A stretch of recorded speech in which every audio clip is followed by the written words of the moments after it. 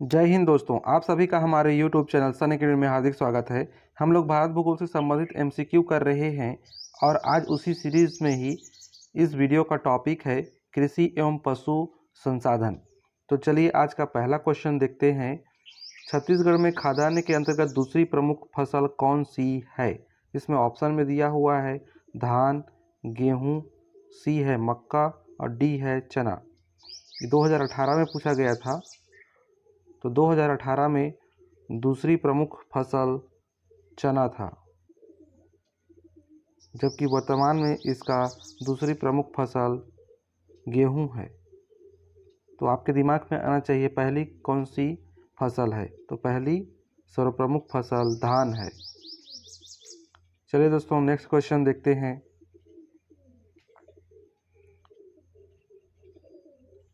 संभाव्य अधोभौमिक जल संसाधन का उपयोग किए जाने वाले प्रतिशत के घटते क्रम वाला राज्यों का निम्नलिखित में से सही समूह कौन सा है? ऑप्शन ए है पंजाब, राजस्थान, हरियाणा, पंजाब, उत्तर प्रदेश, हरियाणा, सी है पंजाब, तमिलनाडु, गुजरात और डी है पंजाब, उत्तर प्रदेश, मध्य प्रदेश।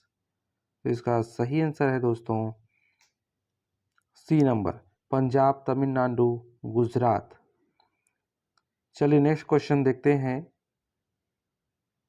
भारत में पैदा की जाने वाली निम्नलिखित में से रबी काल की फसल कौन सा है? युग्मों में से कौन सा सही नहीं है? यहाँ पे ऑप्शन में है ए नंबर चावल पश्चिम बंगाल, बी है गेहूं उत्तर प्रदेश, सी है कपास गुजरात और डी है राई सरसों राजस्थान, या इनमें से कोई नहीं। तो इसमें चावल जो हम जानते हैं दोस्तों, चावल पश्चिम बंगाल में सबसे अधिक मात्रा में उत्पादन होता है और गेहूं उत्तर प्रदेश में और कपास गुजरात में और राई सरसों राजस्थान में। तो इस प्रकार से सभी सही हैं। तो इसका सही आंसर होगा ई, इनमें से कोई नहीं। चलिए नेक्स्ट क्वेश्चन देखते हैं। निम्नलिखित में से भारत की जायद फसल के रूप में वर्गीकृत किया जा सकता है? इनमें से ऑप्शन दिया है, पहला है गेहूं को, दूसरा है जूट को और सी है मूंगफली, डी है बाजरा को और ई है तरबूज को। तो जो देखिए दोस्तों, जायद फसल वे फसल को कहते हैं जो मार्च अप्रैल में बुआई की जाती है तथा मई जून में इसकी कटाई की जाती है। इसके अंतर्गत लगभग सभी सब्जियां हैं, खीरा, ककड़ी, ये जायद फसल के अंतर्गत आते हैं। और मैं बता दूं दोस्तों, जो ऋतुओं के आधार पर फसल को 3 भागों में बांटा गया है। पहला है खरीफ फसलें, दूसरा है जायद फसलें और तीसरा है रबी फसलें। तो जो खरीफ फसलें हैं यह इसकी बुआई जून जुलाई में किया जाता है और कटाई अक्टूबर नवंबर में किया जाता है। इसके अंतर्गत चावल, गन्ना, कपास, मूंगफली, सोयाबीन, ज्वार, उड़द, मूंग, जूट, पटसन, ये सब आते हैं खरीफ फसल के अंतर्गत। और जायद फसल के बारे में अभी मैंने बता दिया है। और तीसरा है रबी फसलें, जो कि अक्टूबर नवंबर में बुआई की जाती है तथा मार्च अप्रैल में इसकी कटाई की जाती है। इसके अंतर्गत गेहूँ, चना, ज्वार बाजरा, सरसों, तुअर, मटर, ये सब आते हैं। चलिए दोस्तों नेक्स्ट क्वेश्चन देखते हैं। तो ये 5वां नंबर का सही आंसर होगा ई। चलिए नेक्स्ट क्वेश्चन देखते हैं। निम्नलिखित में से कौन सी नगद फसलें कच्चे माल के रूप में ब्रिटिश शासनकाल में भारत से निर्यात की जाती थी? तो इसमें ऑप्शन में है कपास, नील, जूट, चाय। तो दोस्तों इसका सही आंसर है ए नंबर, कपास सबसे अधिक मात्रा में, फिर नील, उसके बाद में जूट। तो इसका सही आंसर होगा ए। चलिए नेक्स्ट क्वेश्चन देखते हैं। कपास के रेशे निम्न में से प्राप्त होता है। इसमें ऑप्शन में दिया हुआ है बीज से, पोषवाह से, और सी है पत्तों से, और डी है जड़ों से। तो इसका सही आंसर है दोस्तों ए नंबर। कपास के रेशे निम्न में से किसे प्राप्त होते हैं? तो बीज से प्राप्त होते हैं। चलिए नेक्स्ट क्वेश्चन। दोस्तों नेक्स्ट क्वेश्चन देखते हैं। भारत सरकार कितने फसलों के लिए न्यूनतम समर्थन मूल्य घोषित करती है? इसमें ऑप्शन में है ए है 21, बी है 22, 23 या फिर 24, डी नंबर। तो इसका सही आंसर है डी नंबर। 2018 का क्वेश्चन है दोस्तों ये। उस समय 24 न्यूनतम समर्थन मूल्य वाले फसल थे और अभी इसके वर्तमान में 25 हो गए हैं। चलिए नेक्स्ट क्वेश्चन देखते हैं।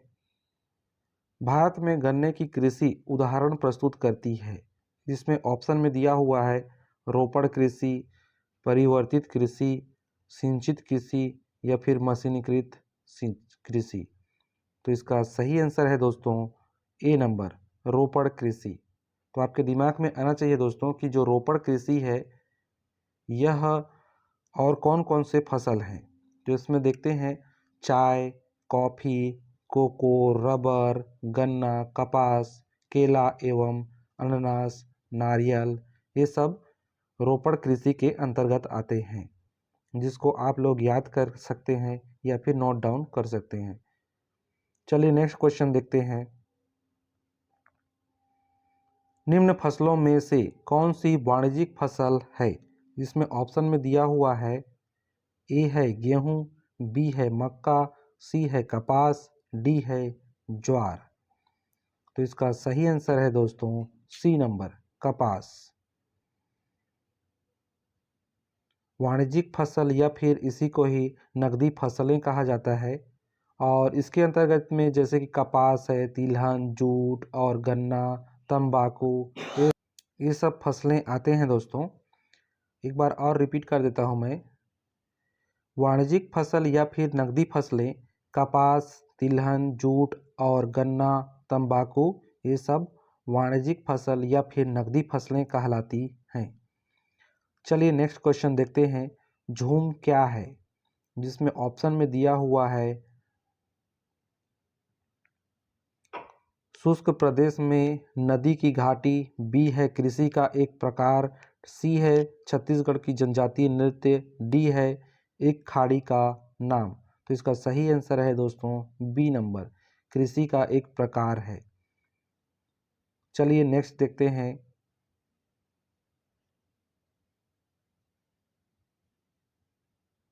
भारत खालिस्तान का सबसे बड़ा उत्पादक है। ऑप्शन ऑप्शन में है ए आम और भैंस का दूध, बी है गाय के दूध एवं कपास, सी है तिलहन एवं मछली, डी है गन्ना एवं मांस और ई है कुक्कुट पालन एवं कॉफी। तो इसका सही आंसर है दोस्तों ए नंबर, आम और भैंस का दूध, जिसका सबसे बड़ा उत्पादक भारत है विश्व में। चलिए नेक्स्ट क्वेश्चन देखते हैं। वर्ष 1994 से 2016 के लिए FAO द्वारा प्रकाशित आंकड़ों के अनुसार गेहूं का सबसे बड़ा उत्पादक देश कौन सा है? तो यह वर्तमान में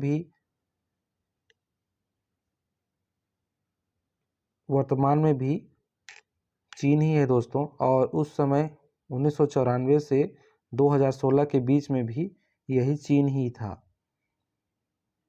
चलिए नेक्स्ट क्वेश्चन देखते हैं।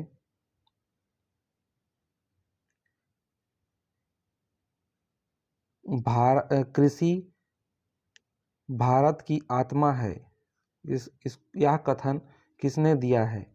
ऑप्शन में दिया हुआ है जवाहरलाल नेहरू, श्रीमती इंदिरा गांधी, जाकिर हुसैन और महात्मा गांधी। तो यहाँ पे भारत की आत्मा है, कृषि भारत की आत्मा है, ये महात्मा ने कहा था। इस प्रकार इसको याद कर सकते हैं, आत्मा महात्मा। चलिए नेक्स्ट क्वेश्चन देखते हैं। हरित क्रांति से किस भारतीय प्रधानमंत्री का नाम जोड़ा जाता है? ऑप्शन में है लाल बहादुर शास्त्री, इंदिरा गांधी, स्वर्गीय मोरारजी देसाई, स्वर्गीय नरसिम्हा राव। इसका सही आंसर है दोस्तों बी नंबर, स्वर्गीय इंदिरा गांधी। चलिए नेक्स्ट क्वेश्चन देखते हैं। बागानी फसल है, बागानी फसल है, ऑप्शन में दिया है धान, गेहूं, जूट, चाय।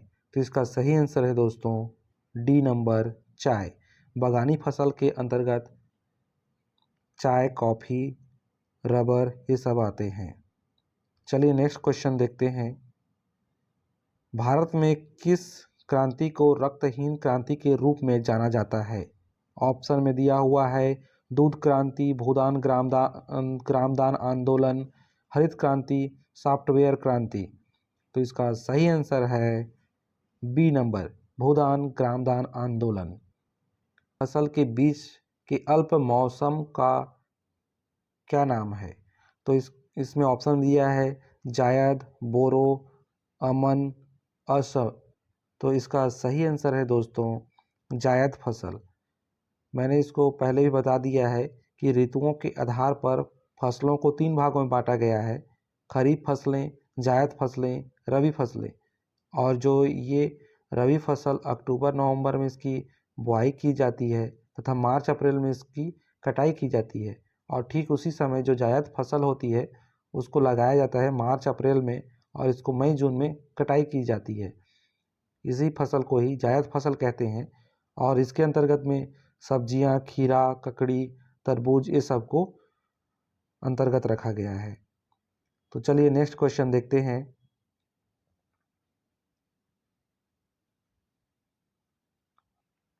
एक बहुत बड़ी कृषि भूमि पर जैविक कृषि पद्धति अपनाकर कौन सा राज्य भारत का पूरी तरह जैविक राज्य बन गया है?